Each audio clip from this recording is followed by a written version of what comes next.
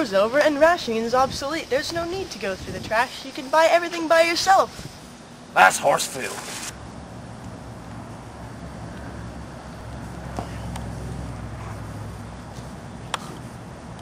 Now, son, there's no need for that either. What do you expect me to do? Well, you can buy anything you want. It's the apocalypse. Run, everybody, run! You don't want to be here. Like a car.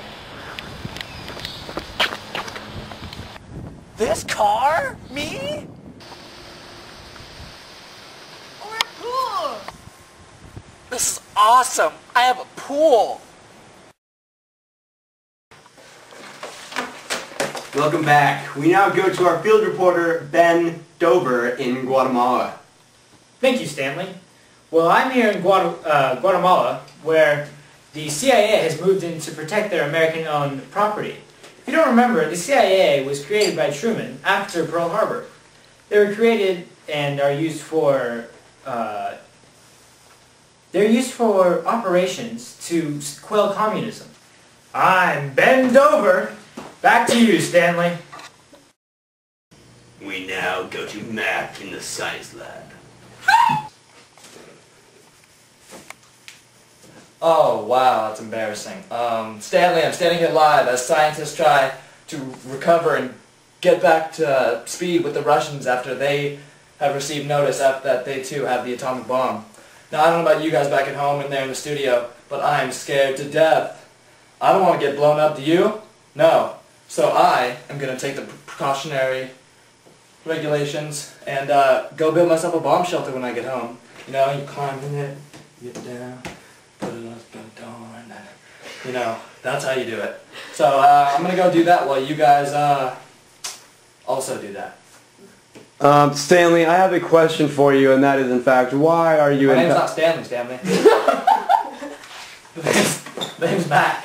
I'm sorry, Matt.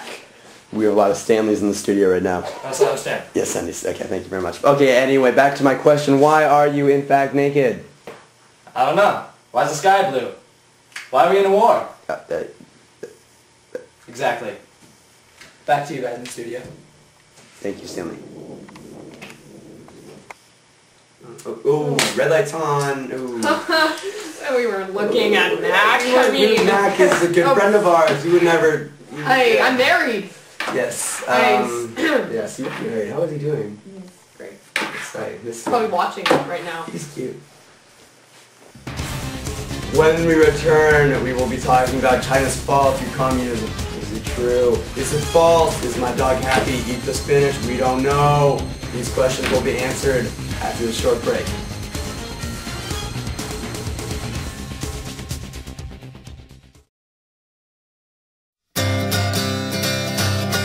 This thing called love, I just can't handle it. This thing called love, I must get around to it. Ain't ready, crazy little thing called love. Well, this thing called love, it cries in a cradle all night. It sweats, it jives, it shakes all over like a jellyfish. I kinda like it. Crazy little thing called love. In 1952, 58,000 cases of polio affected Americans. Recently, research scientist Jonas Salk developed an injectable vaccine that prevented this disease, polio. He first tested it on himself, wife, and kids, and then on millions of school children. And now the vaccine is safe and effective and ready to be used for the public. Golly gee willikers, I feel better. This is a great step for the medical miracles of this time. We have breaking news. We have our best reporter in the field in China. I think he's talking about China's fall to communism. I'm so sad. Thank you, Stanley. Well, I'm here in some town in China that no one knows how to pronounce or have ever heard of before, but this is where, in October of 1949, Mao Zedong officially became the communist leader of China. And since the late 1920s, the nationalists and the communists have been fighting a civil war against each other for control of China. And in 1949, the communists gained control over the nationalists, and the nationalists are now living in Taiwan. And that's all I got to say about that. And I'm bend over. Thank you. Now, in other news, at the end of World War II, America and Russia entered Korea to disarm the Japanese troops stationed there. The Allies divided Korea at the 38th parallel of the latitude. The Soviet troops controlled the north, while us, the American troops, controlled the south. Okay? As the Cold War began, talks to reunify Korea broke down. A communist Korea government was organized in the north, while an American-backed government controlled the south. Both governments claimed authority over all of Korea, and border clashes were common. The Soviet Union provided extensive military aid to the North Koreans, who quickly built up a large, well-equipped army. Today, the North Korean troops are invading into the south, rapidly driving back the poorly equipped South Korean forces. But America, we will prevail, we will win, and we will not give up. A new update has been brought to my attention.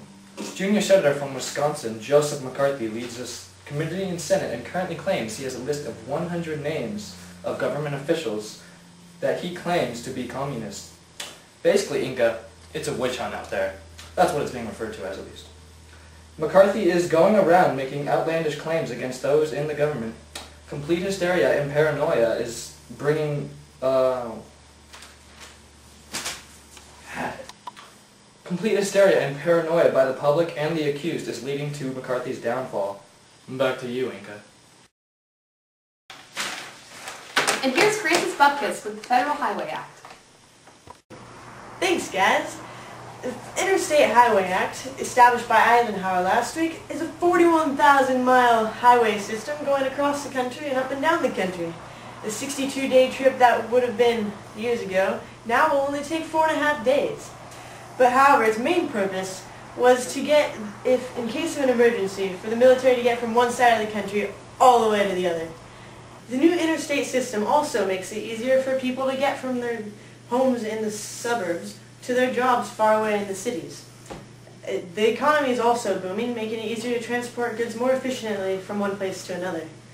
On top of that, the cities along the old highways, such as Route 66, have been dying because they don't get the foot traffic they used to. Back to you guys at the studio. Inca, I'm standing here live with Patricia Irvine to talk about post-war life. So what's life like now that the war is over and your husband's back home? Well, now that my husband's back home, we have a lot of family planning to do. And what kind of family is that you're looking forward to? Oh, I'd love to have a big family with lots of kids. Now that we have so much free time, we might as well spend it raising a family. How many babies are you planning on having exactly? Oh, 6. I think they should be named Gertrude, Sally, Beth, Frank, George, and... Henry. Henry. Back to you guys in the studio.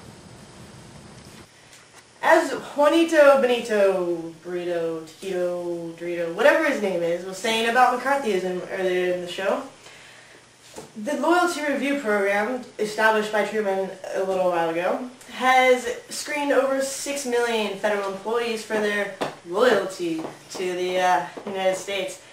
And things like reading of communist books or going to travel overseas to communist countries, that could get you in trouble. And over 2,000 people so far have quit their job. Not 2,000, 14,000, my bad.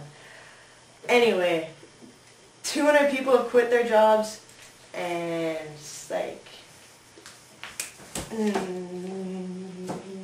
a bunch more got fired for their loyalty, or lack thereof. That's about it. Back to you guys at the studio. exciting news we had today. I mean, the Rosenbergs and the